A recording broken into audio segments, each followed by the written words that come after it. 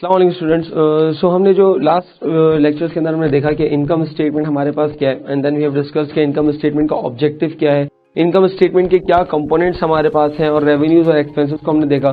फिर कुछ accounting concepts को हमने देख लिया कि एक्रोल बेस्ड अकाउंटिंग सिस्टम क्या है, इसी तरीके से बिजनेस एंटिटी या सेपरेट एंटिटी कॉन्सेप्ट क्या है।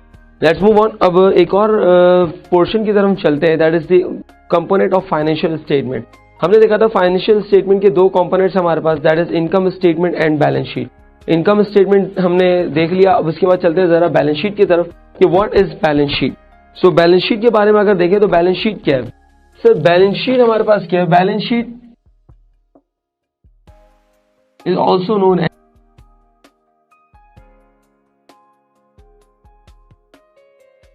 Statement of financial position. Statement of financial position कह लें या बैलेंस शीट कह लें, बात एक ही है। Now what is the main objective of this balance sheet? Balance sheet का ऑब्जेक्टिव क्या है? तो बैलेंस शीट का ऑब्जेक्टिव जो आपके पास है, that is to know the financial status, to know the financial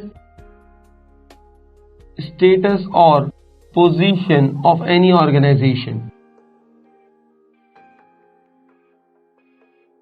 it means कि अगर मैं कोई बैलेंस शीट बना रहा हूं तो what is the main objective of the balance sheet? Balance sheet बनाने का मेन ऑब्जेक्टिव ये है to know the financial status या financial position of any organization. Know what is financial status और फाइनेंशियल पोजीशन?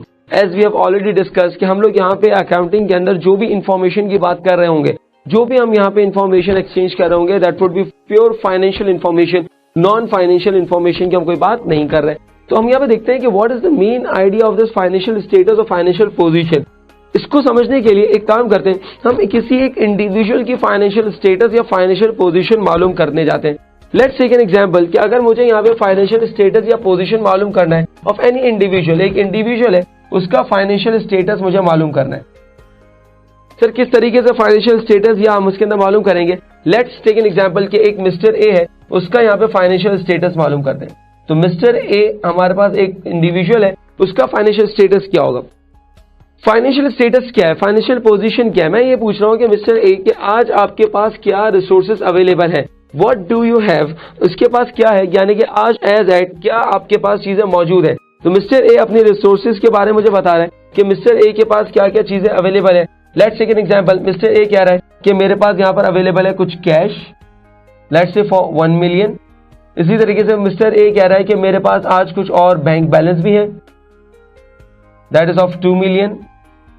मिस्टर ए कह रहा है कि आज मेरे पास कुछ लैंड, कुछ जमीनें भी हैं, that is of let's say 10 million. इसी तरीके से कुछ बिल्डिंग्स वगैरह भी हैं, equally cost let's say 12 million. यानी कि डिफरेंट रिसोर्सेज आज मिस्टर ए के पास अवेलेबल है। और क्या है mister A? Let's say mister A कह रहा है कि आज मेरे पास मोटर व्हीकल्स भी हैं, that is of cost for example 8 million. यानी कि ये क्या है? मिस्टर ए अपनी रिसोर्सेज काउंट करवा रहे हैं कि क्या क्या उनके पास अवेलेबल है। Cash for 1 million, bank 2 million, land 10 million, इसी तरीके से बिल्डिंग अवेलेबल है for 12 million and motor vehicles available है फॉर 8 मिलियन। ये कुछ मिस्टर ए ने अपनी रिसोर्सेज बताई जो उनके पास मौजूद है। Let's talk to mister A कि क्या ऐसी चीजें हैं, क्या उनमें से ऐसे रिसोर्सेज हैं जो उनको वापस करने हैं, जो उनके अपने नहीं है, जो उनको रिटर्न करने। मिस्टर ए कह रहे हैं कि उन्होंने कुछ यहाँ पे लोन वगैरह लिया हुआ है, कुछ यहाँ पे बोरोइंग्स की हुई है from the bank, that is the bank loan. Let's say for example 3 million की बोरिंग्स है उनकी। इसी तरीके से मिस्टर ए कह रहे हैं कि इनके पास यहाँ पे जो आपके पास जो प्रॉपर्टीज वगैरह है, वो कुछ बिल्डिंग्स और प्रॉपर्टीज वगैरह उन्होंने बैंक लोन के लिए या किसी भी आपके पास यहाँ पर लोन एक्वायर करने के लिए उन्होंने उन प्रॉपर्टी को मॉर्गेज करवाया, गिरवी रखवाया, that is mortgage payable. For example 5 million का मॉर्गेज वगैरह रखवाया हुआ है। इसी तरीके से कुछ उन्होंने गुड्स वगैरह परचेज किए, कुछ चीजें परचेज की हैं, दैट इज ऑन क्रेडिट, उधार पे परचेज किए, जिसकी अमाउंट उनको वापस करनी है, that what we call as account payable, let's say for 2 मिलियन। Now what is this? यानी कि मिस्टर ए की दो साइड्स हमने देखी। एक द साइड जिसको हम यहाँ पे कह सकते हैं the things that mister A own, यानी कि ये वो साइड है जो मिस्टर ए यहाँ पे ओन करता है, यानी कि जो मिस्टर ए की ओनरशिप में है। और एक ये साइड है जो आपके पास मिस्टर ए ओ करता है। The owe means that you need to pay, वो साइड जो आपने पे करनी है। बैंक लोन यानी कि ऑब्वियसली अगर मिस्टर ए ने लोन लिया हुआ है तो उसको वो अमाउंट रीपे करनी पड़ेगी। मॉर्गेज पेएबल, जो भी चीजें गिरवी रखवाई हैं अगेंस्ट लोन, तो वो लोन की अमाउंट पे करनी पड़ेगी। अकाउंट्स पेएबल, जो भी चीज आपने बोरोइंग, जो भी चीज आपने परचेज की ऑन क्रेडिट, तो वो अमाउंट वापस करनी पड़ेगी। दैट इज व्हाट ओ, यानी कि जो मिस्टर ए ओ कर रहा है, एंड ओन मीन्स जो मिस्टर ए की ओनरशिप के अंदर है। अच्छा, ये क्या हमारे पास, ये मिस्टर ए की हमने एक फाइनेंशियल पोजीशन देखी, यानी कि फाइनेंशियल स्टेटस देखा कि मिस्टर ए का आज क्या स्टेटस है। What is the current position of mister A, कि मिस्टर ए के पास क्या आपके पास पोजीशन है।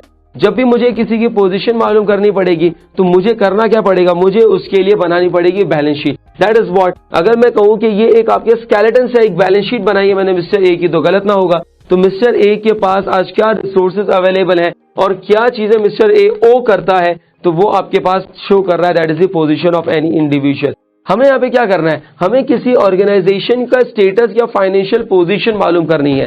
So in order to know the financial position और स्टेटस ऑफ एनी ऑर्गेनाइजेशन, हमें करना क्या पड़ेगा, हमें उसकी बैलेंस शीट प्रिपेयर करनी पड़ेगी।